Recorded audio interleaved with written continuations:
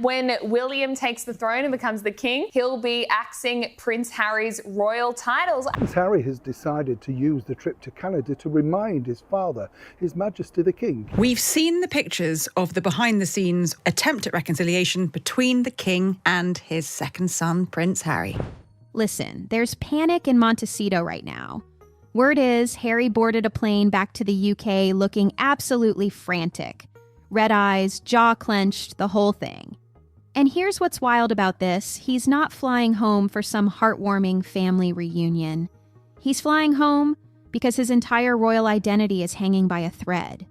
The Duke of Sussex title that gave him weight in Hollywood, that made Netflix write checks, it's about to disappear. And the person holding the scissors isn't his father. It's his brother.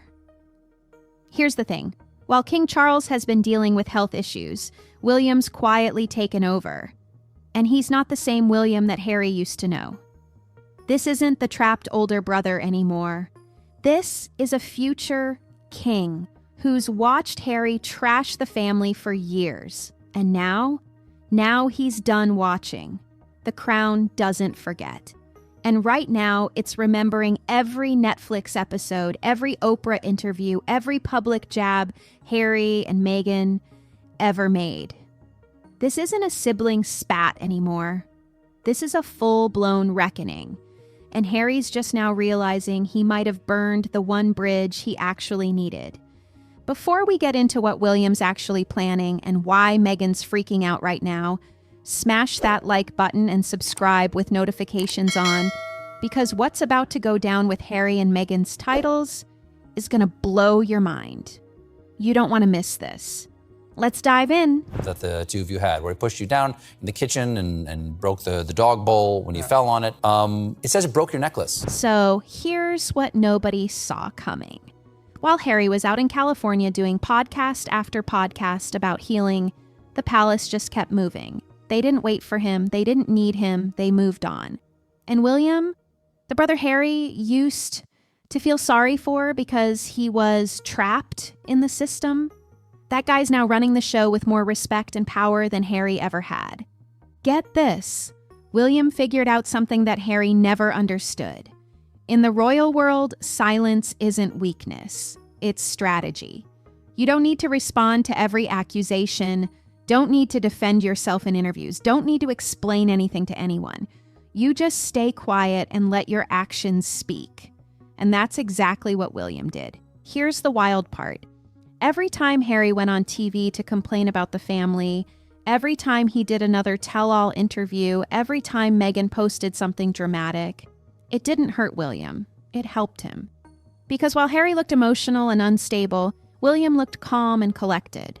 Harry was out there airing dirty laundry, and William was just there, steady, reliable. The future king who doesn't need Netflix deals to feel important. Think about it. Harry thought he was exposing the monarchy, right? Thought he was showing the world how messed up the system was. But what actually happened? The public watched William handle it all with grace. No tantrums, no tell-all books, no staged photos, just quiet dignity. And that contrast, that made William look like the mature one, the responsible one, the one you'd actually want running a country.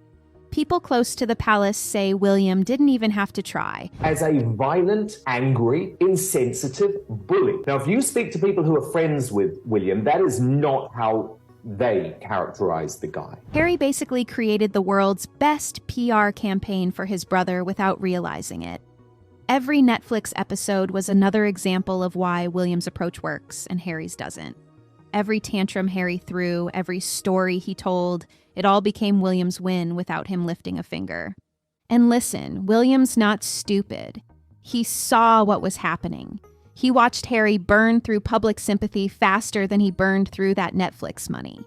He watched the polls shift, watched the public get tired of the constant drama, watched people start asking, okay, but when are they going to move on? William didn't have to do anything. He just had to wait. Word from palace insiders is brutal too. They don't even talk about Harry like he's still royal anymore. The term they're using? Former asset. That's palace code for dead to the firm. His name doesn't come up in planning meetings. His opinion doesn't matter for family decisions. His seat at royal events, gone. His security privileges, slashed. His voice in anything that matters, muted. Harry thought walking away meant he was free. He pictured himself as this rebel who escaped, the one who broke the chains and lived life on his own terms. But here's what he didn't realize. The monarchy doesn't crumble when someone walks away. It regenerates. It evolves. And it turns out the institution he thought needed him, it's doing just fine without him. Better, actually. Now here's the part that's got a sting. William's not just surviving Harry's departure, he's thriving because of it. The slimmed-down monarchy everyone's been talking about, Harry accidentally made that happen by removing himself. William's basically building the future of the monarchy on the ashes of Harry's burned bridges. Prince Harry has just declared war on his brother, Prince William, yet again. And the craziest part? Harry handed him the matches. Now, 2023 was the year everything shifted for William. He was ordered to stand next to Prince Andrew at a public event. And listen, it wasn't just awkward. It was catastrophic. The photo went viral in minutes. You've got the future King of England standing right there next to someone whose name had become synonymous with disgrace. The backlash was instant. Newspapers went absolutely wild. Headlines screaming about royal shame, asking why Andrew's still standing beside the future king. And for someone like William, who's disciplined, image-conscious, painfully aware of how things look, that photo felt like a personal betrayal. He'd spent years rebuilding the monarchy's credibility, and then one photo op just torpedoed all of it. Insiders say that was William's breaking point. That was the moment he snapped. But here's the thing about William. He doesn't snap the way most people do.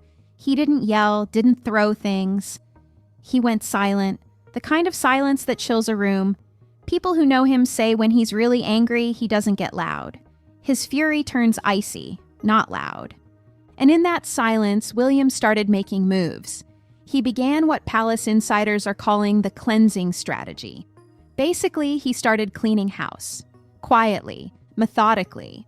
One by one, the liabilities were listed. And get this, right next to Prince Andrew's name, Harry's. William put his own brother on the same list as Andrew. Now think about what that means. To William, the difference between these two wasn't about how bad they were.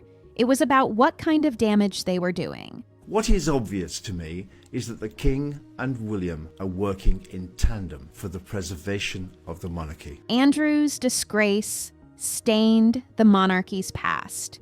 Harry's rebellion threatened its future. One was an embarrassment. The other was an act of war. So, then the British press dropped a poll that absolutely shook the palace. 47% of Britons said Meghan Markle was a bigger threat to the monarchy than Prince Andrew. Let that sink in for a second. A duchess outranking someone tied to one of the darkest stains in royal history. Even palace staff were stunned when they saw those numbers. For years, Meghan tried to paint herself as this misunderstood humanitarian, right? The outsider who shook up the system. But the people had spoken and they weren't buying it anymore.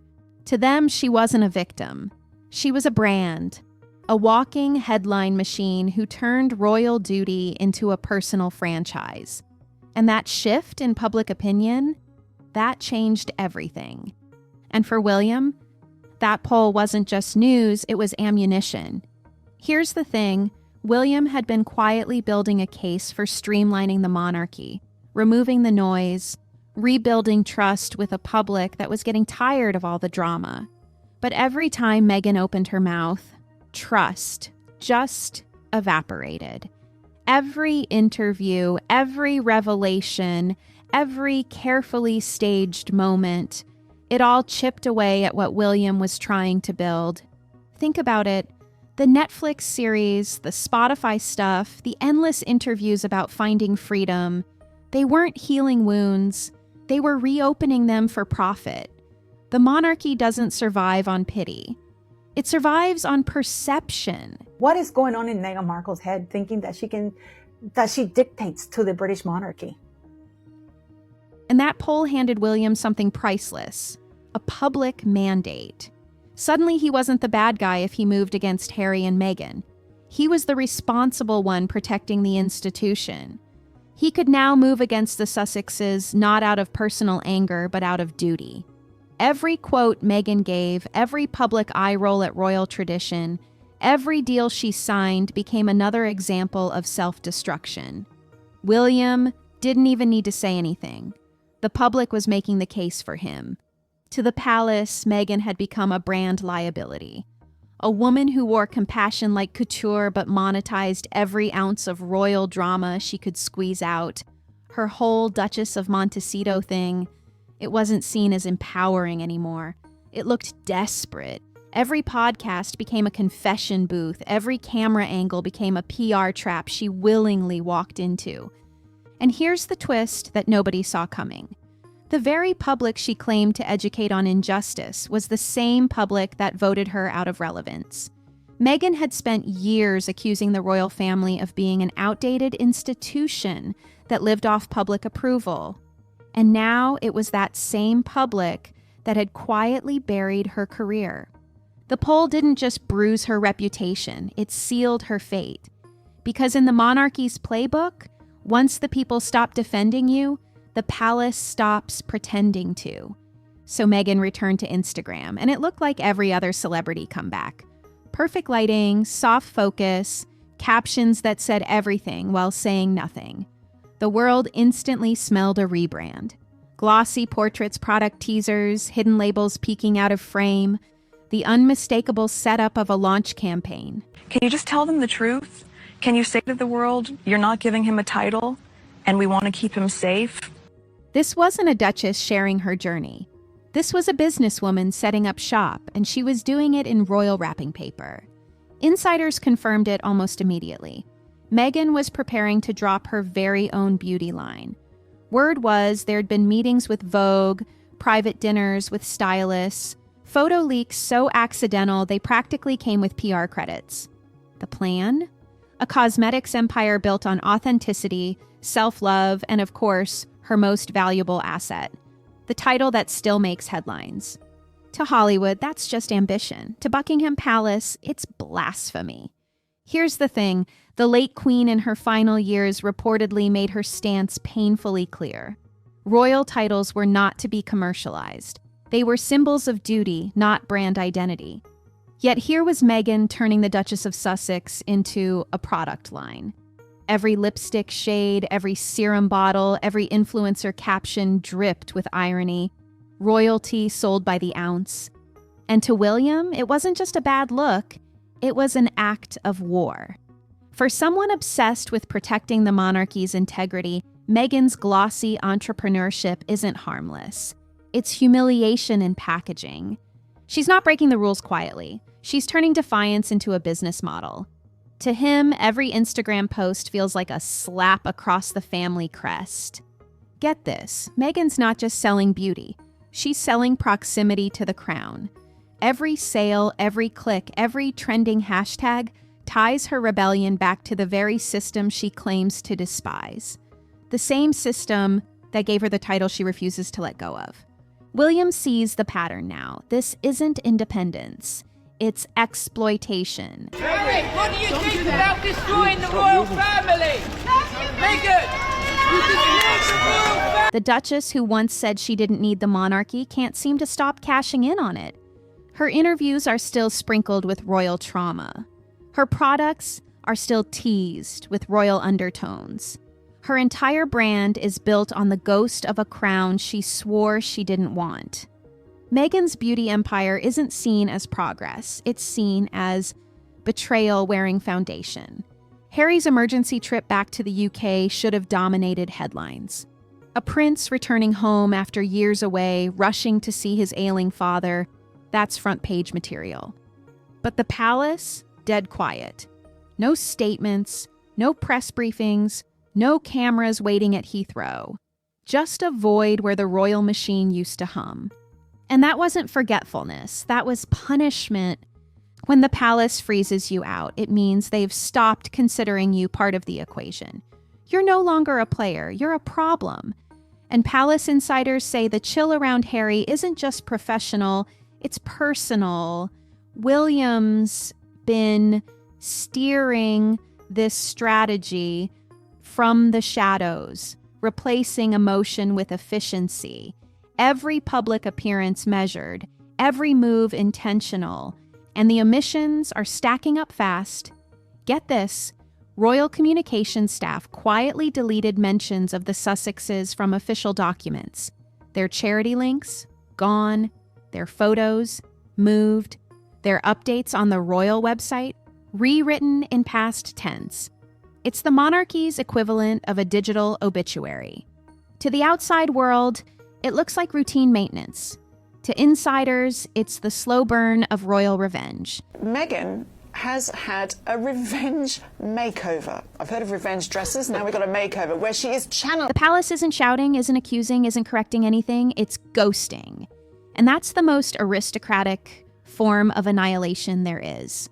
While Meghan posts flawless selfies under California sunlight, her royal presence in London is quietly being disassembled. One pixel, one press line at a time. Harry's titles still exist, but they're hollow shells now. His Duke of Sussex tag no longer opens doors. It raises eyebrows. The palace is dismantling his relevance brick by brick without ever saying his name. Even William's silence speaks volumes. He no longer returns Harry's calls, no longer includes him in internal briefings, no longer corrects the tabloids when they go too far. Because why defend someone who used every microphone to attack you? This isn't an argument anymore. It's an execution carried out in whispers and website edits. And here's the cruelest part. Harry still thinks he can fix it with an apology. But you can't negotiate with silence. Not in a world where silence is the message. The palace isn't angry. It's finished. And that's always more terrifying than anger. Now Harry's running back to London like a man sprinting toward a closing door. Reports say he boarded that jet in California looking frantic. Eyes red, jaw tight, barking orders to aides who couldn't fix what he's finally broken. His royal identity, the Duke of Sussex title that gave him weight, power, and purpose, is dangling by a thread, and the scissors are in the firm, steady hands of his brother. Insiders say he's realized the unthinkable. Without his royal identity, he's just another celebrity with a sad story and a fading brand. For years, Harry thought he'd outsmarted the monarchy. He pictured himself as the rebel who broke free, the one who escaped the system. But what he didn't realize was that the monarchy doesn't crumble when you walk away. I would love reconciliation with my family. There's no point in. It regenerates. It evolves. And while he was giving podcasts about healing, the palace was quietly healing without him. The Netflix money was never infinite. The memoir backlash burned through sympathy faster than his California tan. And now, with the palace sharpening its knives, the world's most rebellious prince is crawling back to the institution he swore he didn't need. But here's the thing, the palace doesn't care anymore. Harry's pleas for a face-to-face with Charles and William are being treated like a formality, not a priority. Charles, weak from illness, doesn't have the strength to mediate another family meltdown. And William, he's not waiting for reconciliation. He's drafting the new rules. This is William's monarchy now. Once upon a time, Harry's tears might have worked. The troubled spare narrative used to earn him sympathy points. Not anymore. William's vision for the monarchy has no space for emotional detours. It's a royal corporation now, not a family reunion. And Harry's not an employee. He's the liability. Friends say Harry's finally willing to admit he made mistakes. Translation. He's realized how expensive they are. His entire California kingdom, the documentaries, the deals, the book tours, was built on the very titles he mocked. Strip those away, and the brand collapses. The cold truth is this. William doesn't want apologies. He wants boundaries. He's not patching things up. He's closing the gate. And this time, the palace isn't bluffing. Harry's walking into London thinking he's going to save his titles. It's over, and this time there's no going back. They say all political careers end in disaster. What he doesn't see is that the decision's already been made. The monarchy has moved on with or without him. And for the first time in his life, Prince Harry might be realizing that his worst nightmare isn't exile. It's irrelevance.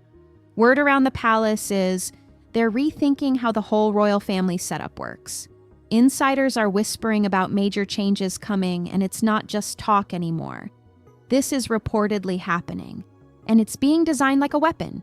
Polished, polite, and devastatingly efficient. A weapon tailor-made for William. Think about the brilliance of it. William doesn't need a public showdown or some messy royal decree. He just lets the system do the dirty work. All he has to do is smile, shake hands, and let the process take the blame. Suddenly, when titles start disappearing, it's not personal. It's patriotic. It's about protecting the crown. The game plan is painfully strategic. Start with Andrew. He's the soft target, the one everyone agrees is a problem. Handle his situation first. Show the world how the new monarchy holds itself accountable. Once the dust settles and public opinion applauds the move, that's when the next targets slide right into place. Harry and Meghan. And get this, William's fingerprints won't even be visible on any of this.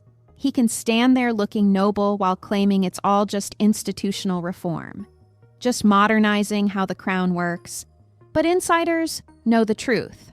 This is the final act of royal house cleaning, a purge disguised as progress. William seems so malleable to change. He wants to modernize the monarchy. And let's look at this last clip, okay, where he talks about multiple palace sources confirm William personally signed off on every detail. Every syllable carried William's fingerprints. This was fast, brutal, and deliberate. But to the public, it looks calm and reasonable. William's turning royal punishment into policy, and he's doing it so elegantly that the public thinks it's reform. But make no mistake, this isn't modernizing the monarchy. It's sanitizing it. Once this thing's in motion, it's done. Harry doesn't stand a chance. This isn't an argument he can charm his way out of. This isn't another Oprah interview he can win with tears. Once the system moves, there's no negotiation. No appeals, no loopholes, no documentary deal, no emotional plea can reverse it. Once it's official, even an apology can't bring the titles back.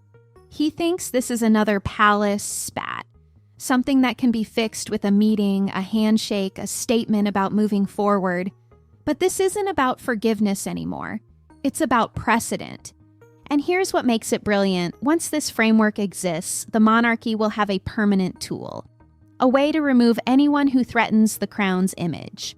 Today it's Andrew. Tomorrow it's Harry and Meghan. And guess whose faces are on that list?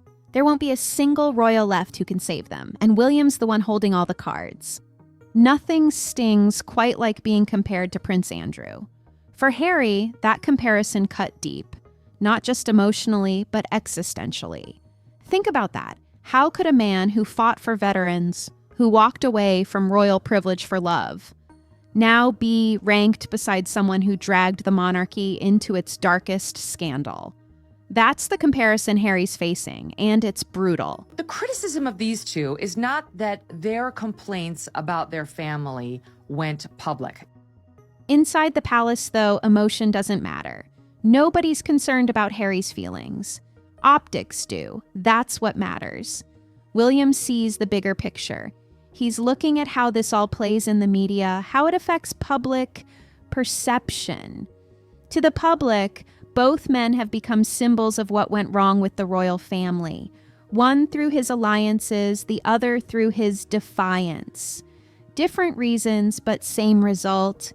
Andrew represents corruption, Harry represents rebellion, and both, in William's eyes, fracture the image of the crown. They both damage what William's trying to build. They both create cracks in the institution's carefully maintained facade. But here's what William sees. To him, the difference between these two wasn't about scale. It wasn't about measuring whose actions were worse. It was about betrayal. It was about what kind of threat each one posed. Andrew's disgrace stained the monarchy's past. That damage is done. Harry's rebellion threatened its future.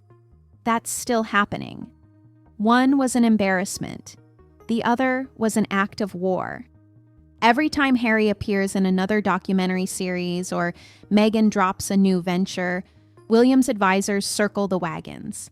They gather, they discuss strategy, they whisper that the public no longer sees distinction, just dysfunction. The public's not making careful distinctions between Andrew's issues and Harry's issues anymore. They're just seeing a royal family that's falling apart. They say the crown can't preach discipline while its own family cashes in on chaos. Meghan Markle is going to speak at fortune when the only reason she has a fortune is because she married well. How can the monarchy stand for duty and service when its own members are profiting off drama? And for a man groomed to rule, for someone who's spent his entire life preparing to lead this institution, that contradiction feels intolerable. It undermines everything William stands for. The cruel irony? William doesn't need to say Harry and Andrew are the same. He doesn't have to make that comparison himself. He doesn't need to spell it out. The headlines do it for him. The media draws those parallels without William saying a word, and that's precisely how he wins. So here's where we're at. If the Sussex titles are stripped, the aftershock's going to be monumental. We're talking massive impact. Overnight, Duke and Duchess vanishes from every charity bio, every red carpet invite, every official document. Just gone. Erased. Like it never existed. Sponsors would hesitate. They'd start questioning whether the Sussex brand still has value. Hollywood would hesitate. They'd wonder if Harry and Meghan without titles are still worth the investment. And the world would quietly move on. That's the brutal part. Life continues, and people forget. For Harry and Meghan's children, it's more than symbolic, it's generational. This affects their kids' entire futures. They'd no longer be prince and princess.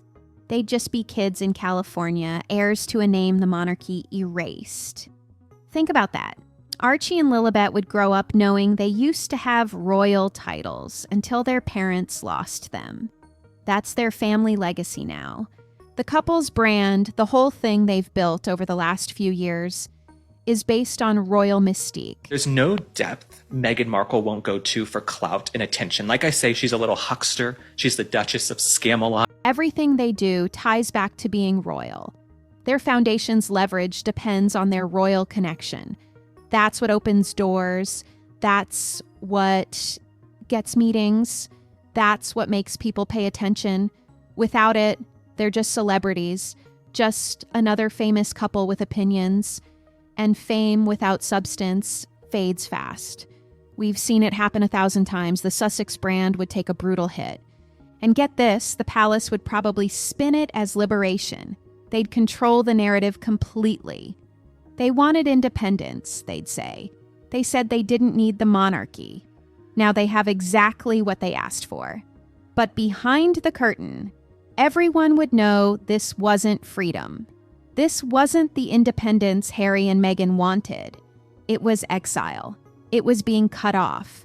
It was the institution they criticized finally cutting them loose. Now everything rests on what happens behind closed doors. Meetings in palace offices, whispers in corridors, sealed documents nobody will ever see, Harry's future, his family's identity, his children's connection to their heritage. It all hangs on conversations the public will never hear. Decisions are being made right now that will shape the rest of their lives. He could beg for time. He could show up and ask for another chance. He could agree to step back quietly. keep his head down, stop doing interviews and documentaries. He could issue a joint statement with the palace, something diplomatic that saves face for everyone. He could maybe even return part-time to royal duties, do some charity work, show up at events. Anything to keep a thread connecting him to the institution he once fled. Anything to maintain that link to the Windsor name. Sensibly wanted a more private life. They wanted to be left alone. And then they never stopped giving interviews. But if William stays firm, if he's already made up his mind, if the momentum continues and nothing Harry says or does changes the direction this is heading, then Harry will lose everything that ties him to his past. Everything that connects him to his mother's legacy. Everything that makes him Prince Harry instead of just Harry. And here's the cruel irony nobody's talking about. Here's the twist that makes this whole thing tragic. After years of rejecting royal control, after all the complaints about being trapped, after all the speeches about breaking free, Harry might now find himself fighting for the very system he escaped. He spent years saying he didn't need them, and now he might be begging to stay connected. Because when the monarchy decides you're no longer one of them, it doesn't just delete your title. It's not just paperwork. It erases your story. It removes you from the narrative. Your chapter gets closed and the book continues without you. And once your name is gone from the House of Windsor's records, once you're officially removed from the line of succession and the royal family tree, all that's left is memory and regret. They built an empire out of rebellion. Harry and Meghan created this whole brand based on defying the institution. But they forgot the one rule: every royal learns too late. The rule that's been true for centuries. You can't outshine the institution that made you. So, what do you think? Is William doing what needs to be done, or has he gone too far? Drop your thoughts in the comments.